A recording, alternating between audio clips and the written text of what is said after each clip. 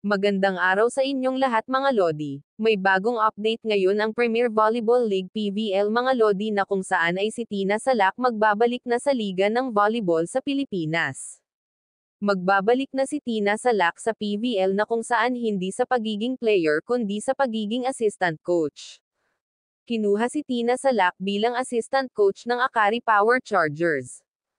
Matapos kasing nagpaalam at umalis na ang dating head coach ng Akari Chargers na si Brazilian coach Jorge Souza de Brito ay pumalit bilang bagong head coach ng Akari Chargers na nooy assistant coach na si Rafi Mosuela.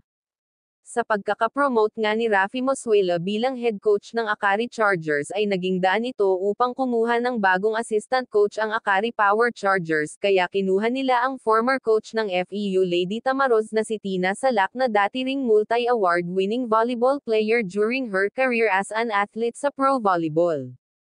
Samantala sa ibang istorya naman tayo mga idol, Justin Dorog ng Farm Fresh Foxes ay nag-retire as a pro volleyball player sa edad na 25 years old. Ayon pa kay Justin Dorog ay marami na daw siyang mga bagay na na-accomplish sa paglalaro ng competitive volleyball. Dagdag pa ni Justin Dorog, I think nagawa ko na lahat ng gusto kong gawin as a player.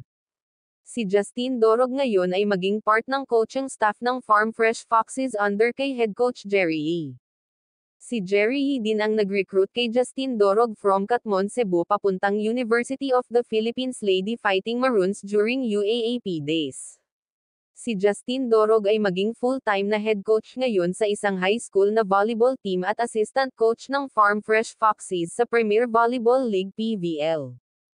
Samantala dadako naman tayo sa ibang istorya mga idol, Jayla Atienza may bagong team sa Premier Volleyball League PVL, huling naglaro si Jayla Marie Atienza sa Cherry Tigo Crossovers at ngayon sa kapapasok lang na balita ay kinuha na siya ng NXLED Chameleons na kung saan ang kontrata niya ay magtatapos hanggang 2025, si Jayla Atienza ay dating naglaro sa UP Fighting Maroons during her UAAP days niya.